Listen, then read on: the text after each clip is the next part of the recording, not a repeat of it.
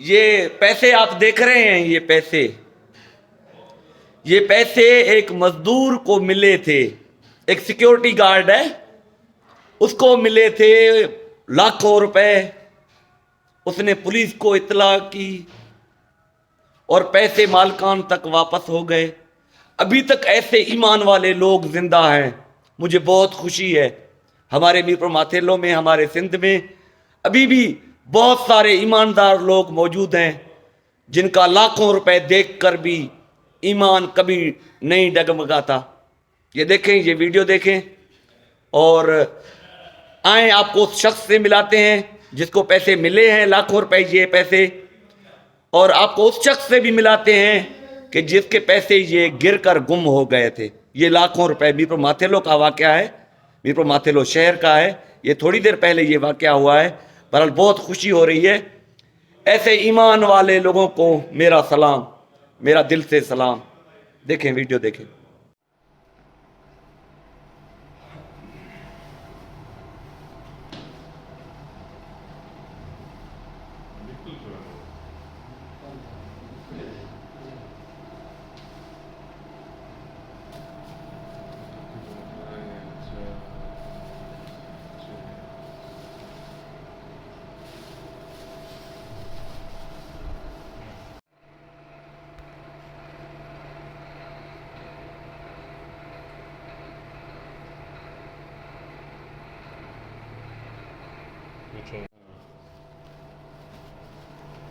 खोलियो।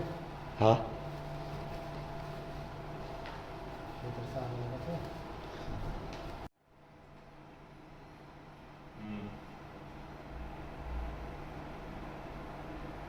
अदा छा नालो आहे तव्हांजो? आमिर हुसैन सर। ही पैसा तव्हांखे मिलिया आहिनि? जी जी किथे मिलिया आहिनि तव्हांखे पैसा? सर, ये ये पैसा मूंखे मिलिया रेंजर्स चौक वटां। रेंजर्स कंटीन वटां? जी जी, रेंजर्स कैंटीन वटां। हिते लखे रुपया आहिनि। तव्हांजो ईमान बि सर मां काॾे कंदुमि भला लखे रुपया? मूंखे अला 50 ॾींदो। तव्हां कंहिंखे इतला कयो? मां सर थाणे मीरपुर ते इतला कयो अच्छा, त मूंखे पैसा मिलिया आहिनि त हे मालिक जे हवाले कया वञनि कानूनी तौरु।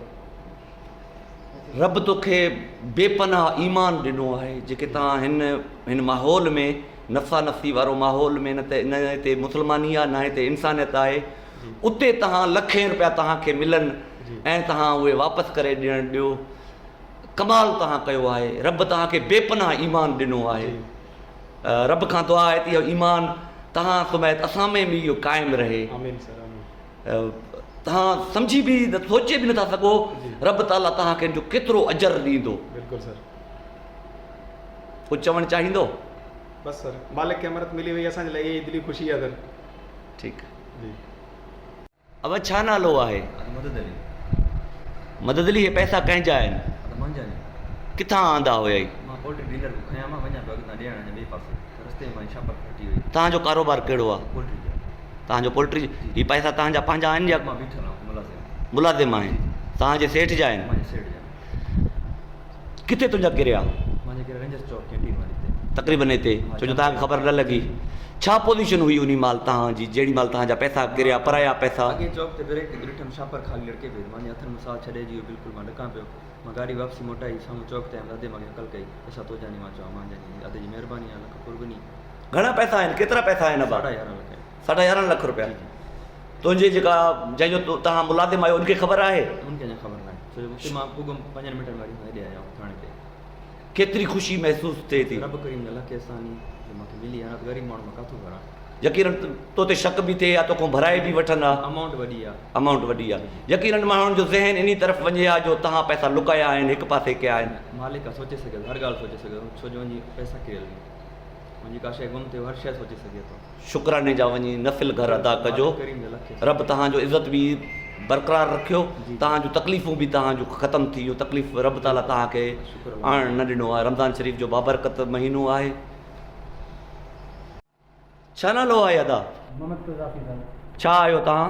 आईटी सिटी मीरपुर आहियां। छा मामिलो आहे पैसनि वारो? पैसनि वारो मामिलो सर, कंहिं दोस्त जा पैसा किरी पिया, उहे आमिर भाई खे मिला, वसील खे। हा।